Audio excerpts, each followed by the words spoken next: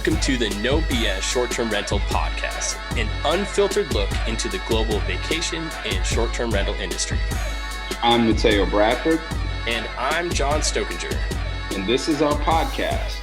We bring the right people to the table at the right time, giving you an inside view and take on the short-term rental industry like no other podcast can. Good morning, Mateo. How are you? Laughing at what you just called me, but I'm fantastic. How are you, brother? Well, you are an ass. Actually, it's one of the nicer ones. A little bit later recording day, season 3, episode 16, our 76th episode to date. Great episode. I'm excited. I'm getting leaving in less than a week for Miami and then to Vegas. We got some busy, focused short-term rental, vacation rental travel coming up here starting next week, 10 days straight. Pretty excited about that. But really a different guest today, and an awesome guest. I'm really excited to talk about it. If you notice, I'm wearing my Steelers hat. Too bad they played so shitty this weekend. Shout out to Kenny Pickett, and everyone else on the team can suck it. That's my story. I'm going to stick with it. Well, you guys got thrashed by Buffalo. That was horrible. But anyways, we're not going to go there. Well, if we're going to talk, that at least I had Jared Allen on my fantasy team. But the problem is, Kelsey was on the opposing team, and I was going to crush him. And then that last catch touchdown loss, I lost the game by 1 point. I'm pissed, but that's a different story. I'm going to go ahead and let you introduce our guest today. I'm pretty excited about talking sports and talking travel and all that stuff. Hey, man. So, we like to mix it up around here. One of the beautiful things about our show is, we come from all angles, and, we are here to highlight areas of the business that most people won't normally see. And I had the pleasure of being introduced to our guest today a little bit about a year ago or so, from a friend in the industry, Leo Walton. Shout out to Leo and Guard Hog and Rental Hog and whatever Humphreys and the whole crew over there. But being a big sports guy, as I am, Leo had reached out to me and said, "Hey, I have a friend over here who is doing some pretty interesting things in the travel space right now, and wants to know if there's any way he could connect us." And he spoke my words. He was saying, football and travel and hospitality and all of these things that kind of, resonated in my mind. And so I was like, sure. Hey, you know what? I'll talk to your friend, James. And that's how James Ellwood and I met, who is the founder of US Sports Travel and NFL Weekends. And what he does is, I'll say it in broad terms because we're going to dig into the details of exactly what he does and how he got here. But to put it short, man, he brings fans from the UK to US sporting events to expose them to our sporting culture and expose them to our teams and how we, experience sports on this side of the pond, which is a brilliant idea. And the more and more you get to know him, you hear about how passionate he is about this and his background and coming from the space. So that was a long introduction, James. Yeah, I'm like, without further ado, James, welcome to the No BS Short-Term Rental Podcast, man. We're thrilled to have you on. Thanks, guys. Appreciate it.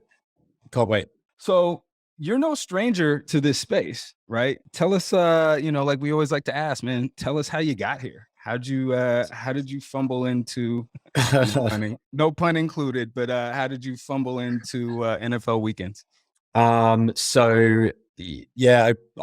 Before US Sports Travel, actually, I worked in the travel industry for sort of 7 or 8 years. First of all, for a pretty regular, dare I say, travel operation out of Oxford, just north of London, where I'm from. It was an outbound travel company that sent people all over the world. It didn't have a particular niche. My role was to place people into villas, essentially, working with agents in Southern Europe. And it was all very high end and bespoke. We used to put people into places like Amalfi Coast and Ibiza and Mallorca and all those popular places where Brits like to go to. Mm-hmm. So that was great, really interesting. Went to some amazing places and was treated like royalty, as you can probably imagine. So So that was sort of 3 or 4 years. And then I sort of stayed within the space, but turned to inbound. So there was a company in the Cotswolds, which you may or may not have heard of, but it's an area in England, probably a couple of hours west of London, where it's very popular with Londoners to escape for the weekend. And it's incredibly beautiful. It has some wonderful scenery and pubs and things to do and that kind of thing. So the company had 70 or 80 homes that they managed and looked after on behalf of the owners. And we would do 3-night lets through to 6-month lets. Okay. So it was essentially the same thing as my previous role, but what I loved about it and what got me passionate about it was inbound. So when you're selling a trip to a family from London, you're sending them off to Ibiza for 2 weeks. That's great, but you don't get to the journey stops there once they've paid their balance and you've sent them their paperwork. Well, it doesn't quite stop, but you know what I mean. Right. With this, we were doing that journey, but we're also able to meet them at the front door and show them around the home, get to meet them. It's near my hometown, so I was able to give them recommendations of where to go and just basically be with them on their journey, because my passion is customer service. So that really sort of ticks that box for me.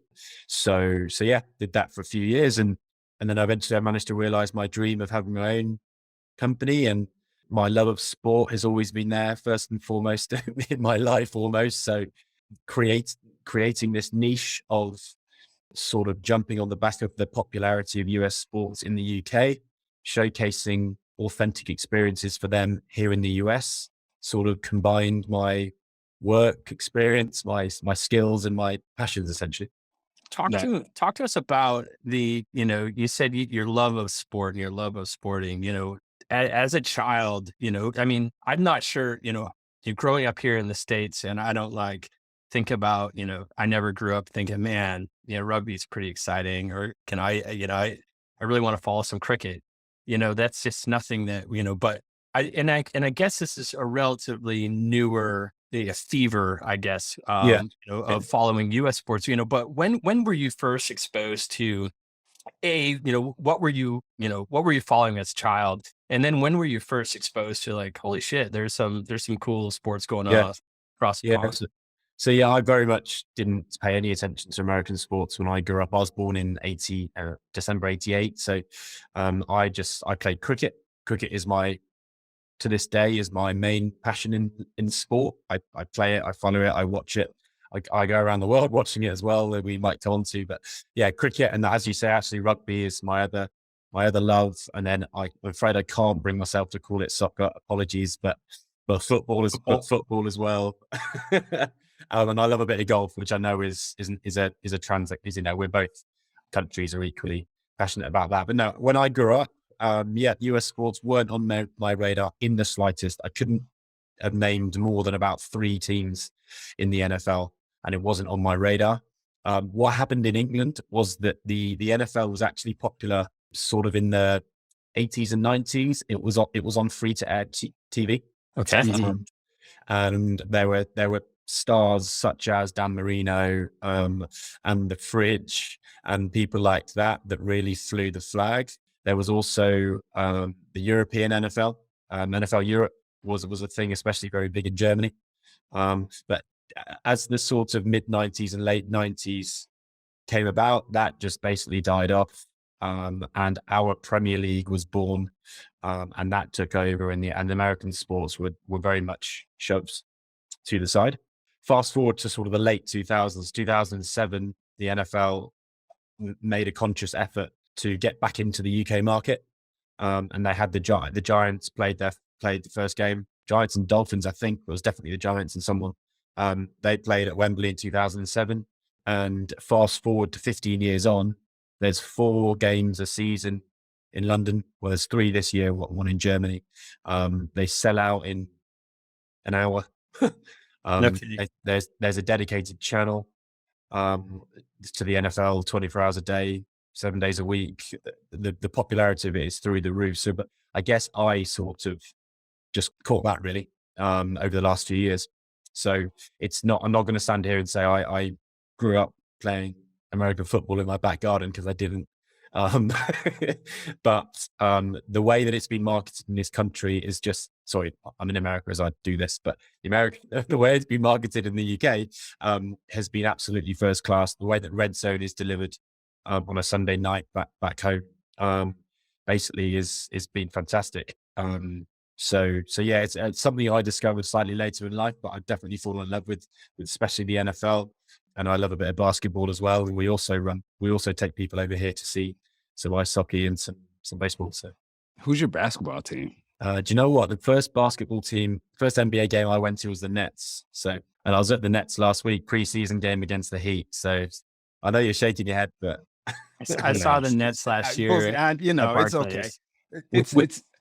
It's interesting though, because watching this, I never thought we would see soccer gain the momentum that it's gained in the US, right? Like looking at the different cultures, like travel, and hearing you say how, it just wasn't on your radar. And I think I grew up with a pretty universal worldview around sports, but like, you're right. We never followed anything. I never in a million years would have thought there would be a Major League Soccer network in the United States that is packed. That is like, you go to the Atlanta game, and the United, it's crazy.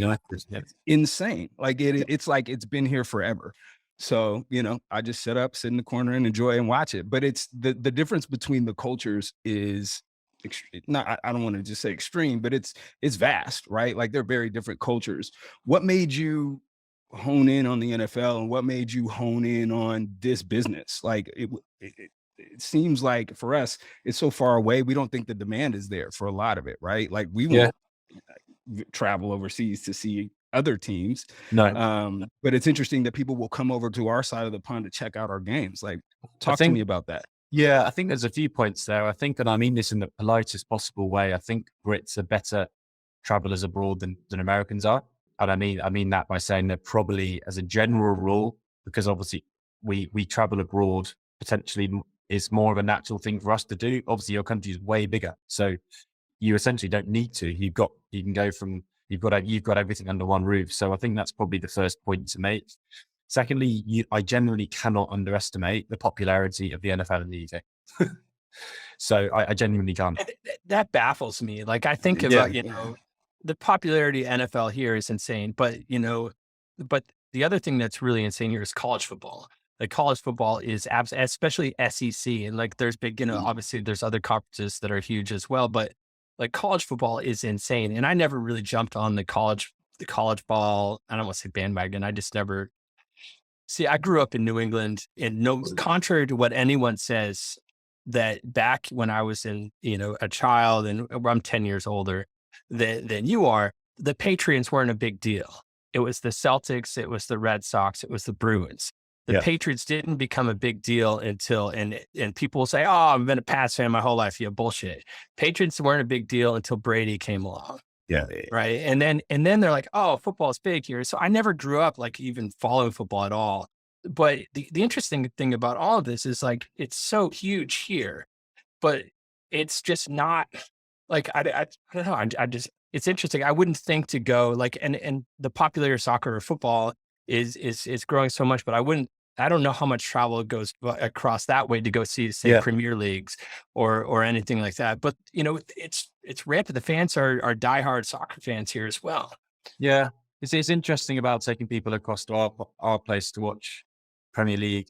I don't know. I think that again, we'll probably go on to it, but the getting up tickets in the Premier League for the top teams is very, very, very difficult. Essentially. Because that would maybe be a big stumbling block in terms of doing that. But more like season ticket holders, like lifetime season ticket. Is it similar to like they have over here? Yeah, it varies with team to team. But for example, if you wanted to see Manchester United, you're struggling unless you've got deep pockets. And to be fair, over here it's the same with the Patriots. It's the same with Green Bay. It's the same with the Raiders. It's now the same with Tampa, believe it or not, because of aforementioned Tom Brady. So it's just all about supply and demand, isn't it? But going back to your initial question, Matteo, one of the things that that I'm super passionate about is the spectating of sport, full stop. And I think it's sport, full stop, but the spectating of sport, I think it's such a a wonderful thing to do, and there's no right or wrong way of doing it. And I think it brings people together, and I think it gives you experiences for life, and I think it teaches you life lessons. You could go to 4 or 5 shit games in a row, and you're like, why do I do it? But that one moment of the 6th game you go to makes it all worthwhile. And it teaches you good lessons on loyalty, and gives you good experiences, and makes you meet people, and it takes you to different places. So in England, people will travel to watch sport, end of story. I follow the England cricket team, and I work closely with the main supporters group there called the Barmy Army. And England played in the West Indies in the Caribbean in March for 3 what we call test matches, which are 3 matches that each go on for 5 days. And we were, no, that's probably another debate, but topic. But we played three games each 5 days across Barbados, Grenada, and Antigua. And 10,000 Brits traveled across. Kidding me? 10,000 Brits. The culture is different, man. Look, you go to the Barmy Army's website, it looks better than most team websites. Yeah. like they travel differently, man. Like whether it's rugby, cricket, they'll travel with the team. They'll charter buses, planes, and actually stay at team hotel. It's a different culture. It's a totally different culture, and traveling away. And no other country is like it in the world. When Australia play against a team abroad, if Australia play cricket against, I don't know, South Africa, you won't get any Australians traveling across to watch it. Well, England are playing New Zealand in March in cricket, and there's hundreds. There'll probably be I would say 1,000 to 2,000 Brits who will go over purely to watch that. It's a 29-hour flight, and it's a 3-week trip. It's 2 matches. Do you already have your tickets? I'm going along. I'm hosting a group of about 40. Of course you do. Awesome. So what I'm trying to say is, I guess, to answer your question, you can't imagine Americans going across to watch sport. And that's probably the case for most countries, but with Brits, it's just a thing. So that's one of the reasons why we thought, there's going to be an opening for this. Combine that with the popularity of the American sports. Combine that with the fact that we can get direct relationships with these teams, and we can offer added value. We take them tailgating. It's a cool few days that we can sort of offer them. So let's get into that. Let's talk about what you offer in your NFL weekend experience, because it is, you mentioned something earlier, and if anyone looks at your resume, you're a customer service centered person. You're providing a great service within this space, right? And this experience has to be top notch for this to be successful. So, talk to us. How do you plan this out? Like, how do you know what to do? What experiences they'll want to be a part of, what they may not like so much, and how do you pick the experiences? Because there's certain markets. You go into Philadelphia doing the wrong things, it's going to be a problem. Yeah, like, they don't care where you're from. Right? You're rooting for the wrong team. Like it's a different space. So talk to us about how you curate this. Yeah. So each trip we do is bespoke.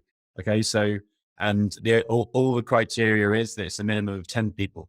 So they say to us, our clients will say to us, "This is the city we want to go to. These are our dates."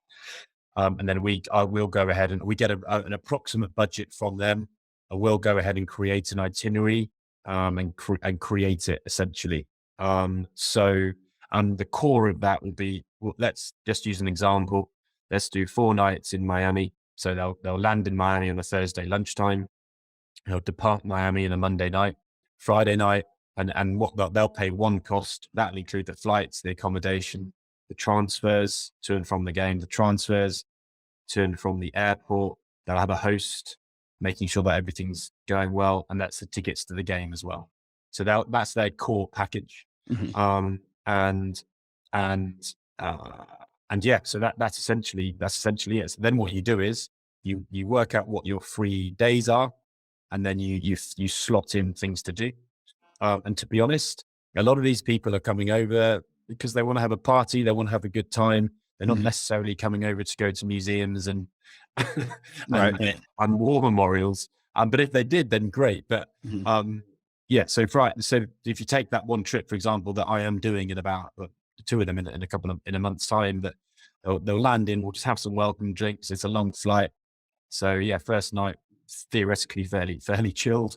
And then you've got the Friday night at the basketball. that will look like I'll book us into a bar near the stadium. We'll get a private room. We'll have some drinks. We'll have the screen on. We'll then go straight into the stadium. We'll get courtside to watch the guys warm up. We'll watch the game, and we'll get back on the court afterwards for a free throw. Fast forward, and then no doubt they'll go out and party if they want to.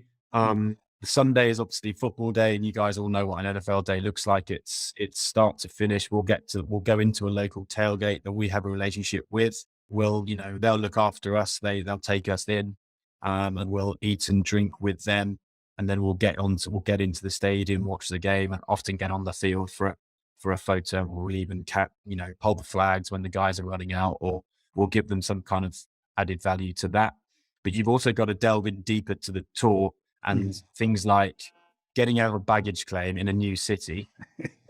I just did it myself into Atlanta, and it took me about 30 minutes to get to the Lyft and Uber section. And then I was trying to find my driver, and so for instance, I'll just be there. I'll whisk them from baggage claim, 2-minute walk to an air-conditioned Mercedes Sprinter with water, straight to the hotel.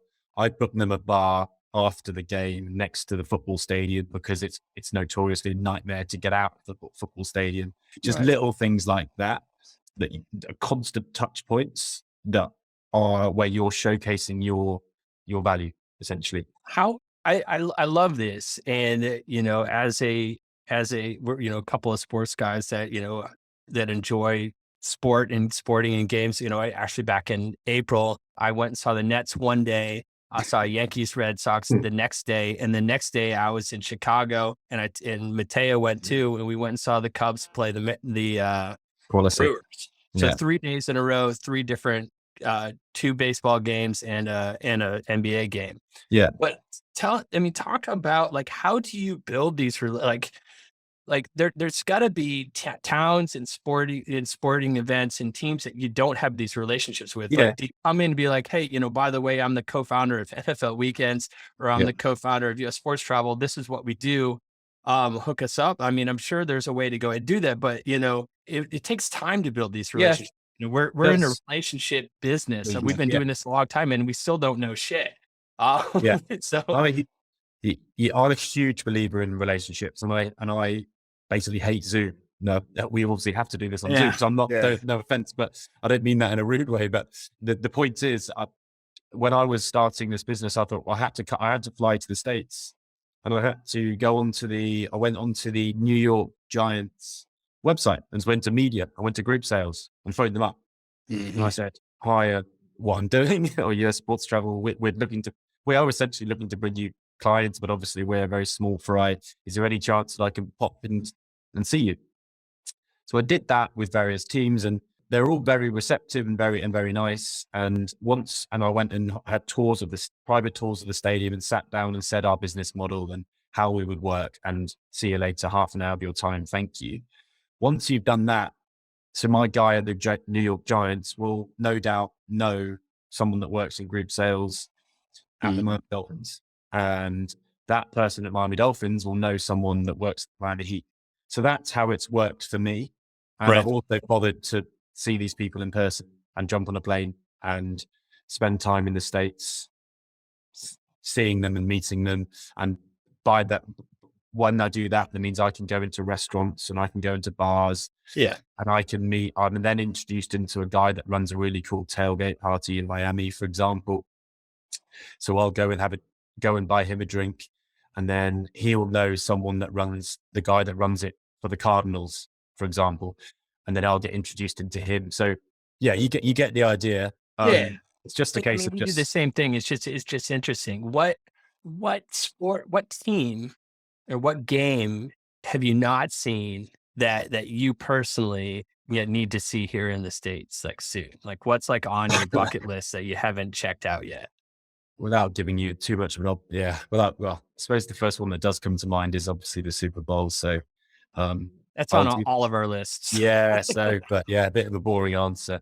But I very much would like to do that. I really want to go to because I've been watching the MLB playoffs postseason. They look amazing. So I'd love to go to a game there. I know I'm in Atlanta. I'm 10 minutes away from the Braves Stadium as we speak. So I'm going to dive down to Battery Park on Great stadium. tomorrow. They're playing. Yeah. Yeah, I think they're playing Now. today. Yeah, they're playing right now. I was gonna But say tomorrow I'm gonna go down there and sample some atmosphere and stuff. But do you know what? I want to go to the Masters golf.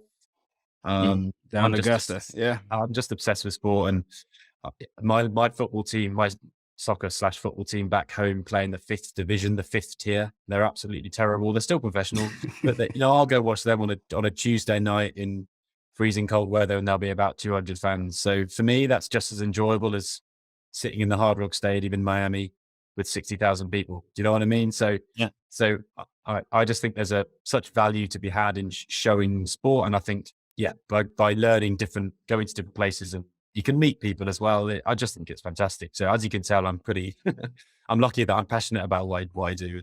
If you're not that, then you've got no chance. One of the things that I'm pulling out of this is tradition, culture, being a part of these experiences. Like that's really what it is, right? This is an experience, a chance to see something through a different lens, to experience something that's not your norm, and to be immersed in it, right? Like you can't get this from watching it on TV. You can't get this from hearing it on a podcast. Like this is something you have to smell, breathe, be a part of. So what surprised you the most about our culture over here, or American culture, in terms of what you've seen around teams and their spirit? What caught you the most off guard? What surprised you the most? The eccentricity of your supporters, the way they dress up, especially at the tailgate when they're in I was in Arizona with a group a couple of weeks ago for the Rams game. Mm-hmm. It was literally 100 degrees, like literally 100 degrees. And these guys are in like you can't see their skin. They're in like head to toe. So their passion for their team is amazing. And one thing that I think it's interesting to touch on is that our football back home, our soccer, the fans, there's a lot of fan animosity. So I don't if you've got American sports fans listening to this, then obviously, as a general rule, everyone just sits together. And the fans are super passionate about their two teams, but they'll be sat next to each other in their own jerseys, but they'll be fine. There'll be a bit of banter, whatever, bit of making fun out of each other, but nothing more than that. Whereas back home, the away fans are separated. They're completely set apart. And in a lot of big games, they'll just have lines of police separating them. Like quite often they'll be left in the stadium an hour after the home fans have all gone home. So, but I just think it's fantastic that here the fans' passion is no less than those fans' passion back in England, but it's just channeled in a slightly more humane. I mean, we have our moments. You do have your moments. I'm sure we definitely have our moments. It depends on who's playing who and where. But at the level, I will say, like every time I see the events that happen at these soccer/football matches, when y'all get into it, my first question is always, how did you get flares into the stadium? Like, because they're like lighting flares. Like I'm surprised there's not more damage done just based on the sheer number of people that are having altercations. Like we'll have 1-off, 2-offs outside of the stadium. For the most part, you're right. People are well behaved. And you might have one or two minor scuffles right on a bad day, but back home is a whole different animal. You just wouldn't dare talk to an away fan. Essentially, you're very much kept apart. It's interesting. Which is some.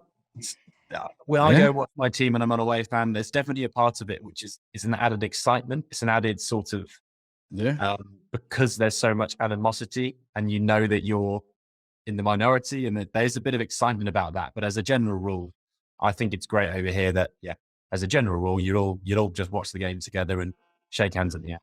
So, as a diehard Red Sox fan, I had the opportunity to go to Yankee Stadium for the first time. And the second game of my 3-game series, and I went by myself in my Red Sox jersey, in my red everything, and I sat right down in decent seats, but right in the middle, all these Yankee fans, and they were, there's some fucking sock. I got some stuff like that sent my way, but it was relatively respectful. But it was also the second game of the season. It was pretty early on. Yeah. But it was I love that. I knew that I was gonna get some shit. Yeah. You're proud of what you're talked proud of. and I was loving that. I'm like, yeah. Yeah. And we lost, so that sucked. But You wouldn't dream of doing that in England. Not even you would guess you just wouldn't do it. You would either get beaten up within 5 minutes, or a steward would come and get with you. It's interesting. I love it. Let's talk. I think Taylor's about to say something, but let's talk about the opportunity of like where can this go for curated travel, for you're doing these bespoke amazing curated experiences for UK and across the pond travel to come over here. Like where do you see this going? And like I see huge things. We know there's a lot of, like there's some different pop-up, websites and listing sites talking about, you can go ahead and, connecting Airbnbs and different things like that as far as travel based on game, like game day type stuff. You're like, hey, this is, if you're flying into Tuscaloosa to go see a big SEC game, then you're going to be down there. And, these are the, these are where the homes that you're going to be able to get for short-term rentals. And you're going to find that, they are $1,000 more a night because of this big game. It's insane. Yeah. But like I think there's some really amazing synergies between everything you're doing. You're getting them flights, you're curating all this amazing stuff for them. But, I think it could be even bigger. Like, I think like it could get even deeper. You can get like getting, instead of like, just hotels, staying in hotels. But I think there's some really cool places this can go with what you're doing with regards to, say, our realm of, short-term rentals and vacation rentals. And what are your thoughts on where you are now and how big and where do you think this can go? Yeah, I think the opportunity is huge, and I think the opportunity is endless in terms of where we can go with it, where our clients can go within the States. Just because there's so many cities and there's obviously so many sports franchises. And then you can add in stuff like, you might take a group of golfers who want to play golf a couple of times, but then at the same time, it's not just a normal golf holiday because they're spending a day with the Miami Dolphins on Sunday, for example. So the opportunity is huge in terms of the product that's here. But that's all very well. We need to have the amount of clients in the UK, right? So the two need to marry up. We're very early. We're in our very early stages. But at the moment, I think the niche of American sports is enough of a niche, but it's a big enough of a niche to just bring loads and loads of groups out here for amazing opportunities in all the different parts. At the moment, our biggest, most popular venues are New York, Miami, and Vegas. Okay, just because they've got the name and everything like that. They sell themselves. But what I'm quite passionate about is delving into the slightly lesser businesses parts of the States. Why can't you come across to Atlanta, which is why I'm here? Or why can't you go to Buffalo? Why can't you go to Philly? Why can't you go to these lesser tourist places and discover what they're about? And as long as it's safe and as long as you know what you're doing, that's my dream, is to be taking groups to random places in America, almost, because I think they're so fascinating personally. But I think it's a great idea. I think it should encourage our managers out there to, and this isn't something new John and I have done. One of our early guests was the founder, creator of this Savannah, or the owner of the Savannah Bananas, right? And they're I don't even know, they're not, I don't want to call them a novelty team, but they're a lower level baseball team in the US that have this incredible model, right? That, his whole philosophy is after entertaining and customer service. And they built this amazing model. They got a show on ESPN now, like it's crazy. But they're 100% banana ball now. Yeah, by the way. I saw that. Yeah, I know. That's why they're not insane. So they've created their own niche and space within here that directly builds into the short-term rental world and this area of hospitality in which we operate. And so, it is, operators in Phoenix, have a Phoenix suite, right? Have a Cardinal suite, that do those types of things. I encourage our managers to, John and I are always pushing them to find new and interesting ways to, find business and find visitors to come stay at their places. And I think this is one for sure. But when the interesting thing about it too, Teo, is that, that where sports travel doesn't necessarily follow like the, vacation, like the vacation travel time. It isn't necessarily like the hottest, these are different. These are in shoulder seasons. These are off seasons. Sometimes are these, and if you think about Florida in like spring training, right? Like or Arizona in spring training, you can go ahead and someone can, again, it's baseball and you guys are cooking, but there's still a drive, but you can go see like 20 teams within like, a short, drive in Florida. You can go see a gazillion early season games, but then also there's so many different opportunities. Once you start talking about it, honestly, your mind just sort of, so the opportunity is huge. The trick is the key to it is our marketing in the UK, essentially. Right. And a lot of that will come from actually just running trips here. The more trips we do, if we a group of, I've just had a group of, like I said, a group in Phoenix, and there's 15 guys. They'll all go back and say what an amazing time and how they did this tailgate party they never knew existed, and they're on the baseball pitch watching the guys. So yeah, it's word of mouth, and it's the marketing that we can create, with the video, the content that we create on trips as well. And I think it's going to be one of those types of businesses, to be honest. And it is one of those types of businesses that's just going to sell itself through that rather than, a Facebook ad type thing, because you can't tell the story of what I'm telling you right now.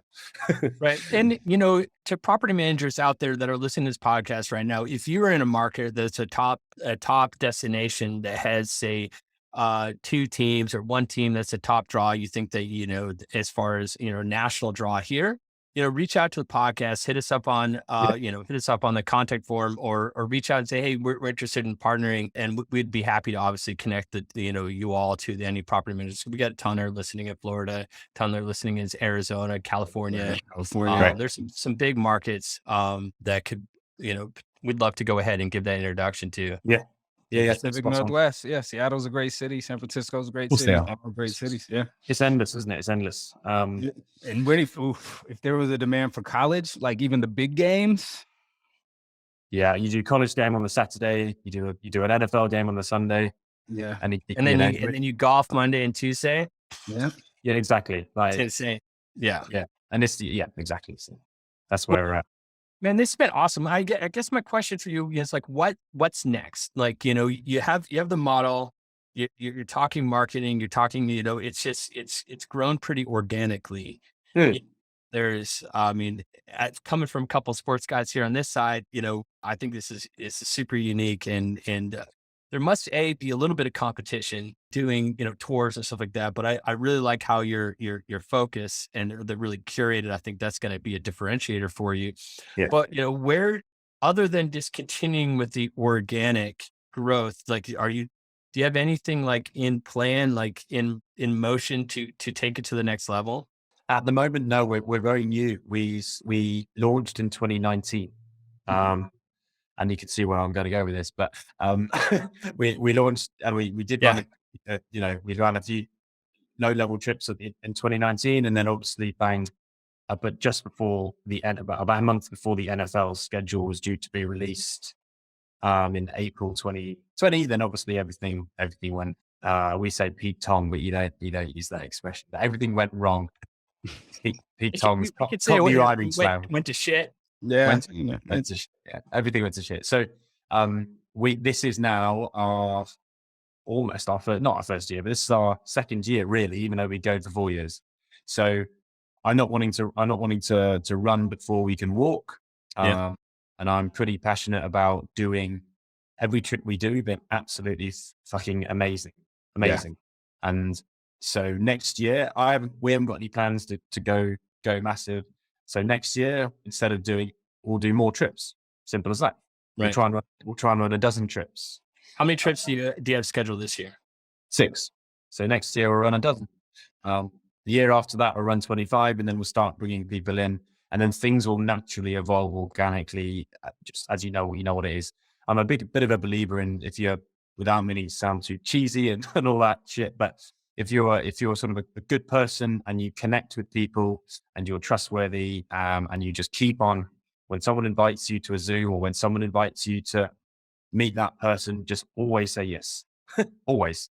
So that's what I'm all about. So I'm up for the next couple of years, just running this thing bit by bit, by doing things well, essentially. And then no doubt the expansion plans will come after that. So that's where we're at. I Sentiment. absolutely love it. I love it. I wish you the best of luck. I don't think you need it, but I would wish you the best of luck. I think you got fire in a bottle here, and the passion of the fans who are going to help drive this, and your passion for guest experience, is going to keep it rolling. So we really, really appreciate you joining us, James. And, excited for where you're taking this. Thank you. No, I appreciate the platform, and it's been good to meet a couple of new cool guys. And no doubt we'll stay in touch. I appreciate it. What's if they want to go ahead and check out what you got to offer online, what's the website? So it's US Sports Travel importantly it's .co.uk. Okay. We'll go ahead and put a link in the website and on the, at both Apple and Spotify, you'll be able to see the link as well. So perfect. And thanks again for joining us. Appreciate it, man. Cheers, fellas. Cheers.